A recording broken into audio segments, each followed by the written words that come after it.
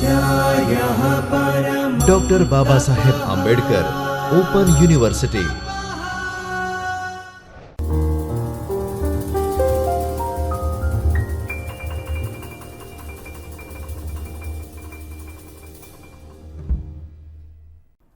નમસ્કાર વિદ્યાર્થી મિત્રો, ડૉક્ટર બાબા સાહેબ આંબેડકર ઓપન યુનિવર્સિટીના ચૈતન્ય સ્ટુડિયોમાં હું ડૉક્ટર અંકુ ભેડા આપ સૌનું હાર્દિક સ્વાગત કરું છું.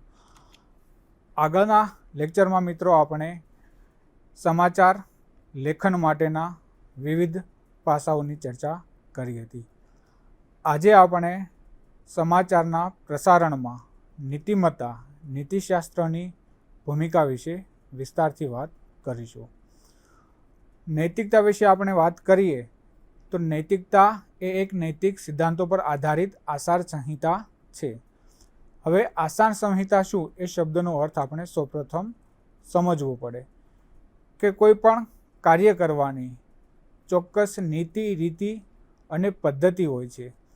તે રીતિ રિવાજ અથવા તે નિયમાવલી અનુસાર કોઈ પણ પ્રકારનું કામ કરવું જોઈએ. દાખલા તરીકે આપણે દેશમાં જ્યારે ચૂંટણી આયોગની આચાર સંહિતા લાગુ પડતી હોય છે કે તેમાં ચૂંટણી અંગેના જે નિયમો છે તેનું પાલન કરીને ચૂંટણી કરાવવાની હોય છે અને તે મુજબ કામ કરવાનું હોય છે. તેવી જ રીતે મીડિયાના ક્ષેત્રમાં કામ કરતી વખતે સામાજિક, ધાર્મિક, સાંસ્કૃતિક સંઘર્ષો ન થાય તે માટે ચોક્કસ આચાર સંહિતાને ધ્યાનમાં રાખીને પ્રસારણ કરવાનું થતું હોય છે. તો આવી વિવિધ પ્રકારની વિવિધ સંસ્થાઓની આચાર સંહિતા બનાવવામાં આવેલી છે અને જેનો ફોલોઅપ દરેક માધ્યમ ગૃહોએ અવશ્યપણે કરવાનો રહેતો હોય છે. નૈતિકતાને વ્યક્તિ અને સમાજ માટે શું સારું છે તે વ્યાખ્યાયિત કરવામાં આવે છે અને ઘણીવાર વિવિધ ધર્મો, ફિલસૂફી અને સંસ્કૃતિઓ દ્વારા નક્કી કરવામાં આવે છે. મીડિયા નૈતિકતા પ્રિન્ટ, ટીવી, ઓનલાઈન અને સોશિયલ મીડિયા, ફિલ્મ, થિયેટર અને કલા વગેરેમાં લાગુ પડે છે.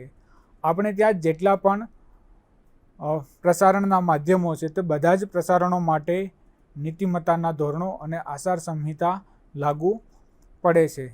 જેમાં આપણે જેમ આગળ વાત કરી તેમ સંસ્કૃતિ, ધાર્મિક, સામાજિક બધા જ પ્રકારની ફિલોસોફીને સંઘર્ષો ટાળવા માટે ખાસ કરીને આચાર સંહિતા અપનાવવામાં આવી છે.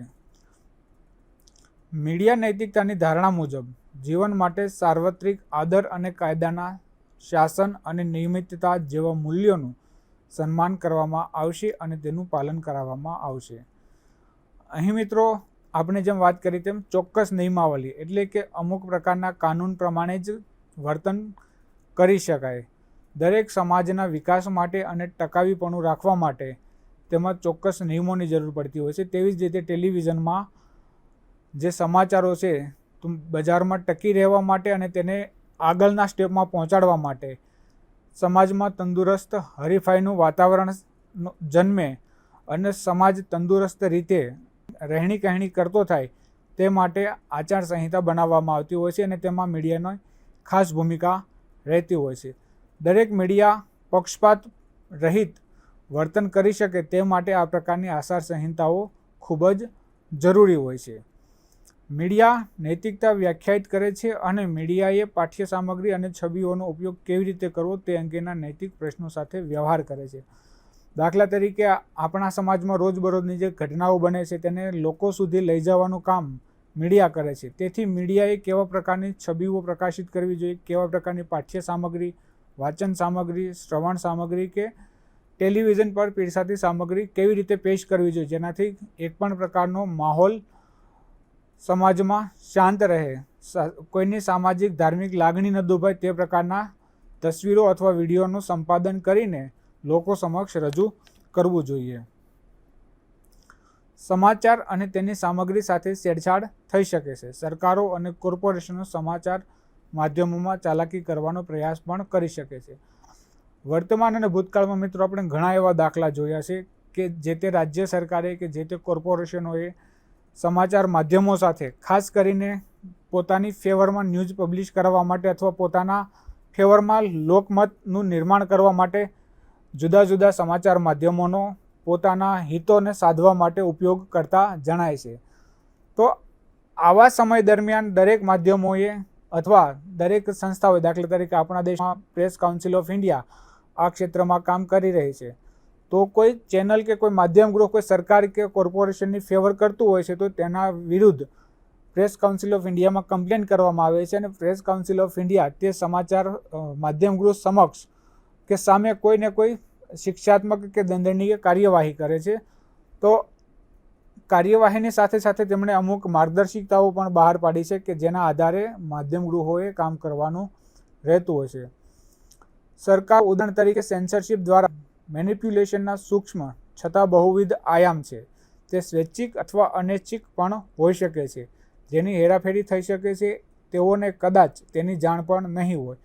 આપણે જેમ વાત કરી તેમ સરકાર પાસે સેન્સરશિપનો કાયદો પણ છે. દાખલા તરીકે કોઈ અખબાર સરકારની વિરુદ્ધમાં કામ કરતું હોય તો આપણે જેમ ઇમરજન્સીની વાત કરી 1975માં, તો સરકારે તમામ માધ્યમ ગૃહો ઉપર એક નિયમ લાવી દીધો હતો કે સરકારની પરમિશન વગર કોઈપણ પ્રકારના સમાચારો પ્રકાશિત ના કરી શકાય. સરકાર જે સમાચારને મંજૂરી આપે તે જ સમાચારો લોકો સુધી પહોંચવા જોઈએ. તે સિવાયના સમાચારોને સરકાર કટ કરી દેતી અથવા તેવું ન કરવામાં આવે તો જે તે સમાચાર પત્ર કે ન્યૂઝ ચેનલ કે રેડિયો સ્ટેશન પર શિક્ષાત્મક કે દંડનીય કાર્યવાહી કરવામાં આવતી અને તેમના લાયસન્સ રદ કરવામાં આવતા હતા. તો સરકાર તમને સીધી અથવા આડકતરી રીતે પણ પરેશાન કરી શકે છે. નૈતિક ચિંતાઓ પત્રકારો તેમની કારકિર્દી દરમિયાન વારંવાર સામનો કરતા હોય છે. દરેક પત્રકારના જીવનમાં ઘણીવાર એવું બનતું હોય છે કે તેમની સમક્ષ તેમના સમગ્ર પત્રકાર કરિયર દરમિયાન, કારકિર્દી દરમિયાન ઘણી વખત તેમની સાથે એવું બનતું હોય છે કે તેમને નૈતિક ચિંતાઓ કે નૈતિક જવાબદારીઓનો સામનો કરવો પડતો હોય છે. દાખલા તરીકે તે જે સ્ટોરી મીડિયા હાઉસ માટે લઈને આવે છે તો તેમાં જો કોઈની ભાવના દુભાતી હોય અથવા કોઈ સમાજની લાગણીને ઠેંચ પહોંચતી હોય તો માધ્યમ ગૃહ તેવી જગ્યાએ પત્રકારને ખુલાસો આપવા માટે કે માફી માંગવા માટે પણ દબાણ કરી શકતું હોય છે અને તેનો ભોગ પત્રકારો બનતા હોય છે. તો આવા સમયે આપણે જ્યારે પત્રકાર બનીએ કે પત્રકાર તરીકે કોઈ માધ્યમ ગૃહમાં કામ કરીએ તો આ વાતની ખાસ તકેદારી રાખવી જોઈએ.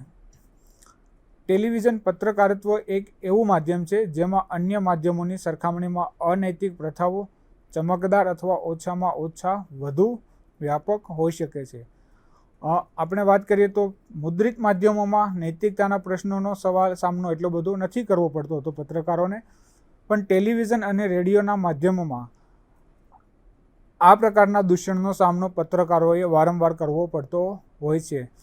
તેના કારણો આપણે જોઈએ તો ટેલિવિઝનમાં સનસનાટીભર્યા સમાચાર અને સૌથી પહેલાં લોકો સુધી સમાચાર પહોંચાડવાની જે સ્પર્ધાની હોડ મચી છે તેના કારણે ઘણીવાર સમાચારો વેરિફિકેશન કરવાનું અથવા સંપાદન કરવાનું રહી જતું હોય છે અને નૈતિકતાનો સામનો પત્રકારોએ કે માધ્યમ ગૃહોએ કરવો પડતો હોય છે.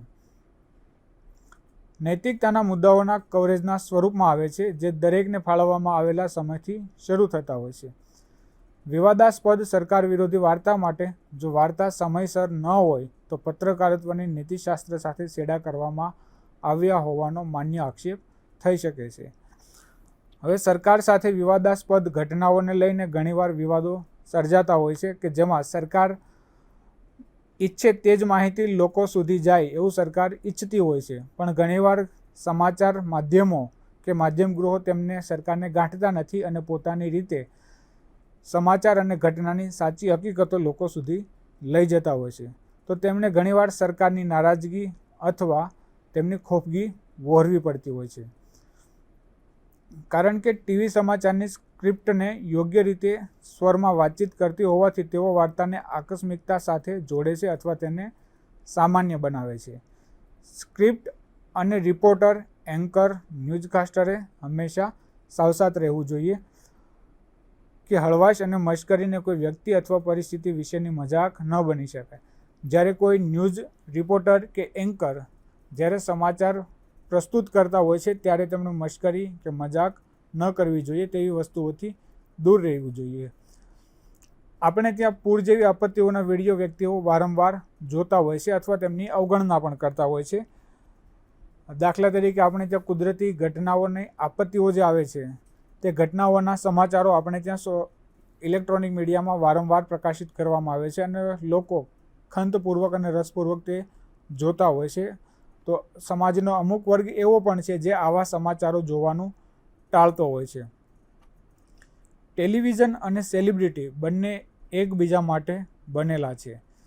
જ્યારે સેલિબ્રિટી કવરેજની વાત આવે છે ત્યારે ન્યૂઝ ચેનલો હંમેશા મર્યાદા લાંઘતા હોય છે. જે લક્ષ્મણ રેખા છે તેને આગળ જવાનો પ્રયાસ કરતા હોય છે. આપણે બોલિવૂડના સેલિબ્રિટીઓના અંગત જીવન વિશે વાત કરીએ તો મોટા ભાગના સમાચાર પત્રોમાં કે ટેલિવિઝનમાં મોટા ભાગનો સમય તેમની પર્સનલ લાઈફ વિશે, તેમના અફેર્સ વિશે, તેમના ઇન્વેસ્ટમેન્ટ વિશે, તેમની નવી ફિલ્મો વિશે, નવા કરિયર વિશે કે તેમની ફિટનેસ વિશેના સમાચારો પાછળ વધુ સમય અને વધુ જગ્યા જતી હોય એવો આપણને ઘણીવાર અહેસાસ થતો હોય છે. તો તેની સામે આપણું જે ગ્રામીણ પત્રકારત્વ છે તે એકદમ હાંસિયામાં જતું હોય તેવો આપણને અહેસાસ થાય છે. પણ ખરી વાસ્તવિકતા તો એ જ છે કે જે સેલિબ્રિટીઝના પર્સનલ જીવનના કે પર્સનલ લાઈફના જે સમાચારો છે, જે ઘટનાઓ છે, તે આજે છાપામાં અને ટેલિવિઝનમાં ચારેકોર તેની જ ચર્ચાઓ થતી હોય છે. જ્યારે ટેલિવિઝનમાં સેલિબ્રિટીઓના જીવનની ચર્ચાઓ થતી હોય છે તો ત્યારે તેમાં તેની જે ગોપનીયતાનો જે અધિકાર છે, તેની ગોપનીયતાના જે મુદ્દાઓ છે તેનો પણ ક્યાંક ને ક્યાંક ભંગ થતો હોય છે. દાખલા તરીકે સેલિબ્રિટી દંપતીના બાળકો વિશે, તેમના માતા પિતાના અફેર્સ વિશે, તેમના મેરિટલ અફેર્સ વિશે ઘણા બધા પ્રકારના ન્યૂઝ ચાલતા હોય છે. તો આમાં જે સેલિબ્રિટીની જે ગોપનીયતા હોય છે તેનો ક્યાંય હનન થતું હોય છે, તો તે તેમને ગોપનીયતા અધિકારનો ભંગ ના થાય તે નૈતિકતાનું ધ્યાન રાખીને સમાચારોનું પ્રકાશન કરવું જોઈએ. જાહેર વ્યક્તિઓના જીવનની રસપ્રદ વિગતો ઘણા મીડિયાના ફોરમમાં કેન્દ્રીય સામગ્રી તત્વો હોય છે. આપણે ત્યાં જોઈએ તો ઘણા બધા પ્રકારના મેગેઝિનો, ન્યૂઝપેપર અને ટેલિવિઝન ફક્ત ને ફક્ત સેલિબ્રિટી જીવનના ગોસિપ વિશે જ મસાલો લોકો સમક્ષ પીરસતી હોય છે અને તેમાં જ તેમની એડવર્ટાઇઝ અને કમાણી પણ થતી હોય છે. માહિતી સાચી હોવાને કારણે પ્રસારણને યોગ્ય ઠેરવવું જરૂરી નથી. ગોપનીયતા પણ વ્યક્તિનો એક અધિકાર છે અને જે મુક્તવાણી સાથે વિરોધાભાસી છે. ચલો માની લઈએ આપણે કે સેલિબ્રિટીના જીવન વિશેની જે માહિતી આપણને મળી છે તે 100% સાચી છે, પણ ગોપનીયતા નામની પણ ચીજ વસ્તુ સમાજમાં અસ્તિત્વ ધરાવે છે. તેનું ધ્યાન રાખીને તે વ્યક્તિના ગોપનીય અધિકારને પણ આપણે રક્ષણ આપવું જોઈએ. તે આપણી નૈતિક ફરજ છે. નૈતિકતાના કેન્દ્રમાં મીડિયા અખંડિતતા છે, જે જાહેર હિત અને લોકશાહી પ્રક્રિયાને સેવા આપવા માટે મીડિયા આઉટલેટની ક્ષમતાનો સંદર્ભ આપે છે, જે તેને મીડિયા સિસ્ટમમાં સંસ્થાકીય ભ્રષ્ટાચાર અને સ્થિતિસ્થાપક બનાવે છે. વિરોધાભાસી અવલંબન અને રાજકીય જુસ્સાનો મીડિયા અખંડિતતાનો સમાવેશ થાય છે. ખાનગી અથવા રાજકીય હિતોથી સ્વતંત્રતા, તેના પોતાના નાણાકીય હિતો વિશે પારદર્શિતા, પત્રકારત્વની નૈતિકતા અને ધોરણો પ્રત્યે પ્રતિબદ્ધતા અને તેના વાચકો અને નાગરિકો પ્રત્યે જવાબદેહી નક્કી કરે છે. આપણે જેમ આગળ વાત કરી તેમ રાજકીય જુસ્સાનો મીડિયા અખંડિતતાનો સમાવેશ થાય છે. ઘણા બધા મીડિયા હાઉસના આર્થિક હિતો જે તે ઘટના સાથે સંકળાયેલા હોય છે. તે જગ્યાએ તેમણે પોતાના આર્થિક હિતોનું ધ્યાન રાખવા કરતાં પોતાના વાચકો, દર્શકો અને શ્રોતાઓ પ્રત્યે પોતાની જવાબદેહી નક્કી કરવાને અથવા તેમને પ્રાથમિકતા આપવાને પહેલી પ્રાથમિકતા આપવી જોઈએ. નૈતિક પત્રકારત્વ સચોટ અને ન્યાયી હોવાની અપેક્ષા રાખવામાં આવતી હોય છે. જેઓ તેનો અભ્યાસ કરે છે તેઓ સમાચાર એકત્રીકરણ અને અહેવાલમાં પ્રામાણિક અને હિંમતવાન હોવા જોઈએ. હવે આપણે આજે જેનો અભ્યાસ કરી રહ્યા છીએ કે પત્રકારત્વમાં નૈતિક પાસાઓનું મહત્ત્વ, તો આપણે જ્યારે પત્રકાર બનીએ ત્યારે આ તમામ પાસાઓનું ધ્યાન રાખીને, આ તમામ નિયમાવલીઓનું ધ્યાન રાખીને આપણે પત્રકારત્વ કરવું જોઈએ, જેથી કરીને આપણે નીતિમત્તાના પ્રશ્નનો સામનો ઓછામાં ઓછો કરવો પડે. દરેક પત્રકારે માહિતીનો પ્રસાર કરતા પહેલાં મૂળ સ્ત્રોતમાંથી સચોટપૂર્વક ચકાસણી કરવી જોઈએ. દાખલા તરીકે આપણને કોઈ જગ્યાએથી કે આપણા સ્ત્રોતમાંથી જે માહિતી મળે છે તે માહિતી કેટલી ખરી છે તેની સત્યતા કેટલી છે તેનું સત્યાપન હંમેશા કરવું જોઈએ અને ત્યારબાદ તે માહિતીને આગળ આપણા વાચકો, દર્શકો કે શ્રોતાઓ સુધી પહોંચાડવી જોઈએ. વિશ્વસનીય સ્ત્રોતો કે જેઓ અનામી સ્ત્રોતો છે તે આ દિવસોમાં ઘણા અહેવાલોમાં સામાન્ય છે, ખાસ કરીને આપણા ભારતીય મીડિયામાં. દાખલા તરીકે આપણે ત્યાં કોઈ પણ ઘટનાની માહિતી જ્યારે સમાચાર સ્વરૂપે પ્રકાશિત થાય છે, ચેનલ હોય કે ન્યૂઝપેપર હોય કે મેગેઝિન હોય કે રેડિયો હોય, તો તેમાં એક શબ્દ આપણને વારંવાર સાંભળવા મળતો હોય છે કે વિશ્વસનીય સૂત્રો પાસેથી મળતી માહિતી અનુસાર. આ શબ્દ આપણા ભારતીય મીડિયામાં આજે ખૂબ જ પ્રચલિત થયેલો જોવા મળે છે. આમ પણ મીડિયાની નીતિમત્તા પ્રમાણે તમારે તમારા સૂત્રોને માહિતી ક્યાં આપવાની હોતી નથી, એટલે આ વિશ્વસનીય સૂત્રોના નામે ખોટી માહિતી પણ લોકો સમક્ષ પીરસવામાં આવતી હોવાના દાખલા આપણી સમક્ષ આવ્યા છે. અનામિતા એવા સ્ત્રોતો માટે આરક્ષિત હોવી જોઈએ કે જેઓ અન્યથા અગમ્ય હોય તેવી માહિતી પ્રદાન કરવા માટે જોખમ અથવા બદલો લેવાનો સામનો કરી શકે છે. આપણે જેમ વાત કરી તેમ વિશ્વસનીય સ્ત્રોતો એ ત્યાં જ ફક્ત શબ્દનો ઉપયોગ આપણે કરવો જોઈએ કે જ્યાં આપણે આપણા સૂત્રનું નામ આપવાથી તેમના સામાજિક, ધાર્મિક, રાજકીય હિતો અથવા તેમના જાનને કે તેમના જીવનને પ્રભાવિત કરનારું પરિબળ હોય તેવી જ જગ્યાએ આપણે આપણા સૂત્રને રક્ષણ આપવું જોઈએ. બાકી જગ્યાએ આપણે વ્યક્તિના નામ કે સંસ્થા કે વગેરેના સાથે રેફરન્સ સાથે સમાચારો આપવા જોઈએ. આ ઉપરાંત અહેવાલમાં જણાવવું જોઈએ કે વાર્તા અથવા માહિતી પાછળનો સ્ત્રોત શા માટે અનામી રાખવામાં આવ્યો છે તેના કારણો પણ આપણે આપણા પાઠકો સમક્ષ સ્પષ્ટ કરવા જોઈએ. 1997નું આપણે એક ઉદાહરણ જોઈએ તો 1997માં કાર અકસ્માતમાં પ્રિન્સેસ ડાયનાના મૃત્યુને હજુ પણ અનૈતિક મીડિયાના સૌથી દુઃખદ ઉદાહરણોમાંના એક તરીકે માનવામાં આવે છે. પ્રિન્સેસ ડાયનાનું ફ્રાન્સમાં પ્રિન્ટ અને ટીવી કેમેરામેન સહિત પાપારાજી દ્વારા પીછો કરવામાં આવતા અકસ્માતમાં મૃત્યુ થયું હતું.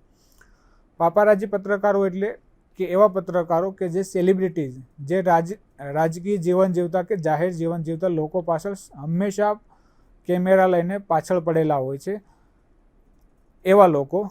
એવા લોકો પીછો કરવામાં આવતા તેમનો અકસ્માત થયેલો અને તેમાં પ્રિન્સેસ ડાયનાનું મૃત્યુ થયેલું.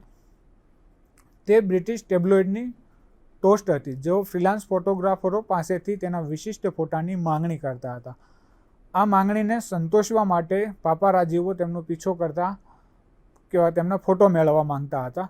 પરિણામે તેણી તેના જીવનસાથી ડોડી ફાયદ સાથે જ્યાં પણ ગઈ હતી ત્યાં તેની પાછળ આવી હતી, જેનું પણ અકસ્માતમાં મૃત્યુ થયું હતું.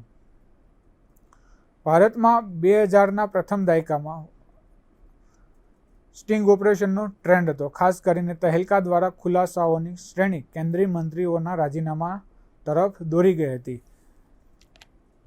ઓગસ્ટ 2007માં લાઈવ ઇન્ડિયા નામની ન્યૂઝ ચેનલે એક મહિલા વિદ્યાર્થીને વેશ્યાવૃત્તિમાં ધકેલવા માટે દિલ્હીની સરકારી શાળાના શિક્ષક પર સ્ટિંગ ઓપરેશન પ્રદર્શન હાથ ધર્યું હતું.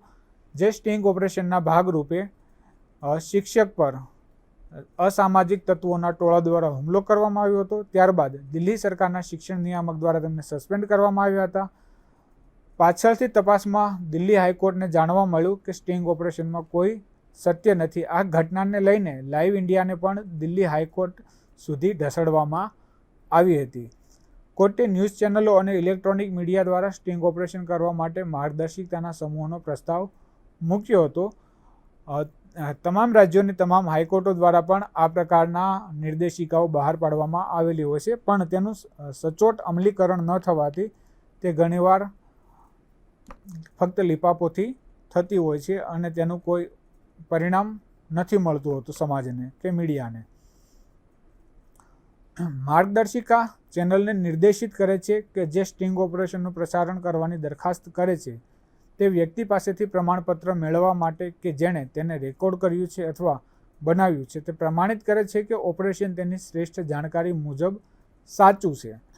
હવે આવું આપણા મીડિયામાં લગભગ ક્યાંય જોવા મળતું નથી હોતું. માર્ગદર્શિકા આપણને એ સૂચવે છે કે માહિતી અને પ્રસારણ મંત્રાલયે એક સમિતિની રચના કરવી જોઈએ જેથી જેની પાસે સ્ટિંગ ઓપરેશન્સ ટેલિકાસ્ટ કરવાની પરવાનગી આપવાનો અધિકાર હોય.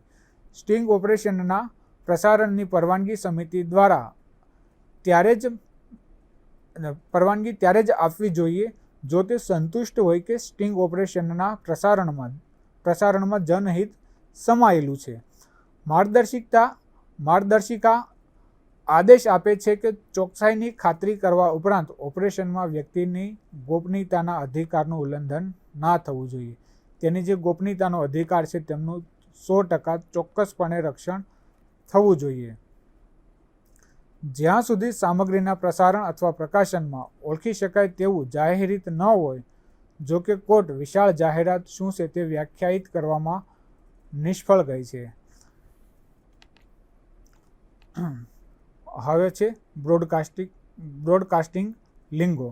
બ્રોડકાસ્ટિંગ લિંગો એટલે ટીવી બ્રોડકાસ્ટની પોતાની એક ભાષા હોય છે અને ફ્લોર પરની તમામ કામગીરી માટે સમાચારને સરળ બનાવવા માટે તેને જાણવી જરૂરી હોય છે. અહીં આપણે આજે કેટલીક સૌથી લોકપ્રિય ભાષાના ઉદાહરણો જોઈશું, જેમાં પહેલું છે એન્કર.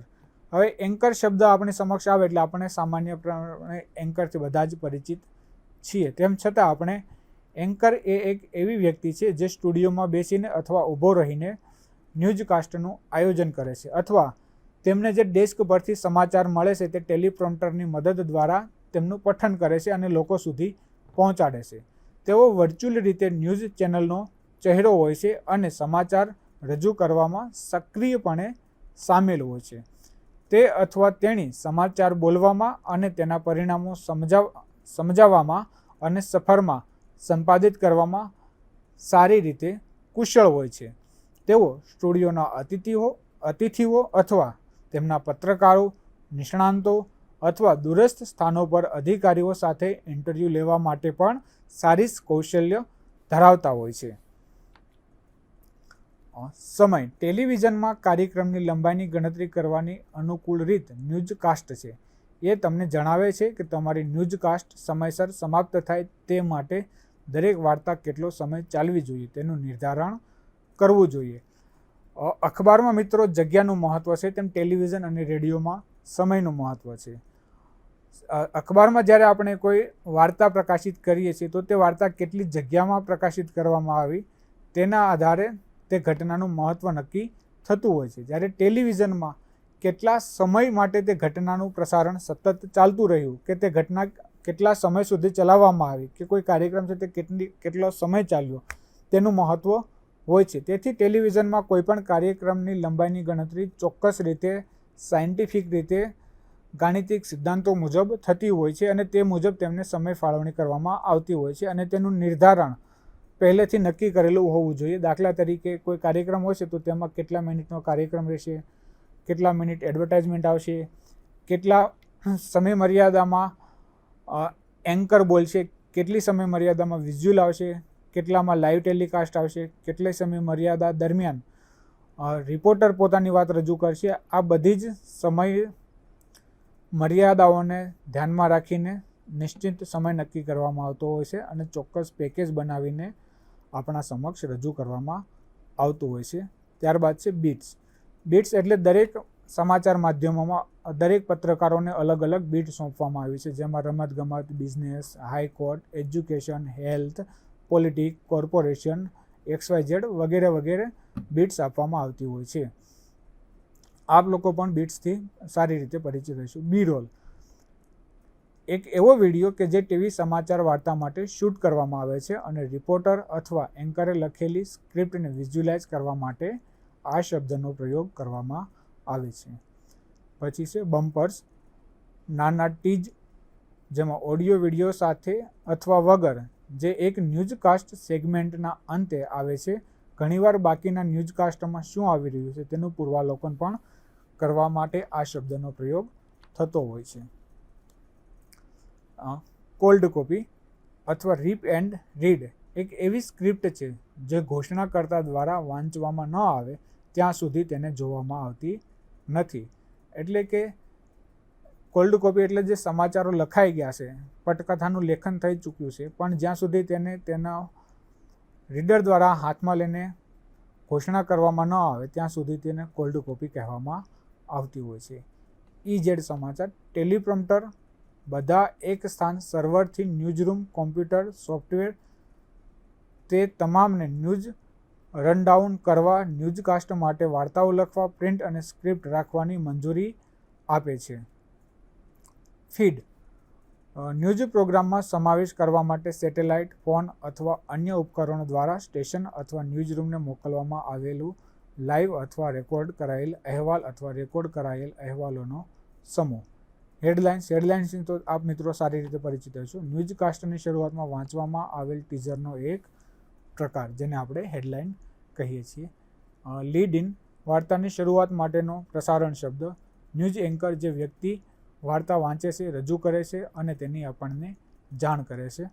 મુખ્ય વાર્તા ન્યૂઝકાસ્ટર અથવા સેગમેન્ટમાં પ્રથમ વાર્તામાં બ્રોડકાસ્ટિંગ અથવા વાર્તા કે જે પ્રિન્ટમાં ગણવાની ઉપર હોય આ દિવસની સૌથી મહત્વપૂર્ણ સમાચાર વાર્તા માનવામાં આવતી હોય છે. લાઈવ રિપોર્ટ એક ટીવી ન્યૂઝ સ્ટોરી કે જે દરમિયાન ન્યૂઝ એન્કર અથવા રિપોર્ટર રિમોટ લોકેશન પર લાઈવ હોય છે. આ રિપોર્ટમાં SOT, VO, SOT અથવા PKGનો સમાવેશ કરવામાં આવતો હોય છે. નેચરલ સાઉન્ડ સેટ પર દેખાવ. નેચરલ સાઉન્ડ એટલે કે સમાચારની પ્રસ્તુતિ વખતે જે પર્યાવરણીય સંગીત છે, જે પાર્શ્વ સંગીત છે અથવા તેની સાથે જે મ્યુઝિક ચલાવવામાં આવે છે તેને આપણે નેચરલ સાઉન્ડ તરીકે ઉપયોગમાં લઈએ છીએ. સેટ પર દેખાવ એક રિપોર્ટર સેટ પર દેખાય છે જેનો આપણે એન્કર પરિચય આપતા હોય છે અને ત્યારબાદ તે પોતાની વાત રજૂ કરતા હોય છે. પરિણામ લાઈવ રેકોર્ડ કરેલ સમાચાર વાર્તામાં જે કંઈ આપણને ઘટનાની માહિતી મળે છે તે. પેકેજ તમામ ઘટનાઓનું સંપાદન કરીને એક ચોક્કસ ન્યૂઝ કાર્યક્રમ બનાવવામાં આવે છે તેને આપણે પેકેજ કહીએ છીએ. રીડર અથવા RDR. રીડર એટલે કોઈપણ ઓડિયો અથવા વિડીયો વિના એન્કર દ્વારા વાંચવામાં આવેલી વાર્તા. રનડાઉન લાઇનઅપ કાલક્રમિક રૂપરેખા અથવા વાર્તાઓનો ક્રમ અથવા ન્યૂઝકાસ્ટમાં ઉપયોગમાં લેવાના વિભાગો. આ ન્યૂઝકાસ્ટ માટે નિર્માતાઓની બ્લુપ્રિન્ટ હોય છે. રનિંગ ટાઈમ આ ક્યાં તો અંદાજિત સમય અથવા ન્યૂઝકાસ્ટના વાસ્તવિક સમયનો સંદર્ભ આપે છે. સેટેલાઇટ ફીડ સમાચાર અથવા પ્રોગ્રામિંગ ફીડ હોઈ શકે છે. દૂરના દૂરસ્થ સ્થાન પરથી પેદા થાય છે અને ઉપગ્રહ દ્વારા પ્રસારિત કરવામાં આવે છે જેને આપણે સેટેલાઇટ ફીડ કહીએ છીએ. સાઉન્ડ બેન્ડ નેચરલ નોઇઝ આપણે જેમ આગળ વાત કરી તેમ નેચરલ સાઉન્ડની તેમાં સાઉન્ડ બેન્ડ એટલે કે ખાસ સાધનો વડે સંગીત ઉત્પન્ન કરવામાં આવે છે અને તેને સમાચાર સાથે સાંકળી લેવામાં આવે છે. સાઉન્ડ બાઇટ ન્યૂઝમેકર બોલાતા સંપાદિત સ્લાઇસ તે જેવી રેડિયોમાં વાસ્તવિકતા સિવાય કે વ્યક્તિનું જોઈ શકાય છે. ઘણીવાર એકસાથે આવરી લેવામાં આવેલા સંપાદનો સાથે કેટલાકનું એકસાથે વિભાજન કરી શકાય છે. વિડીયો પેકેજીસ અને VO SOTમાં સમાવી શકાય છે અથવા એકલા ઊભા થઈ શકે છે.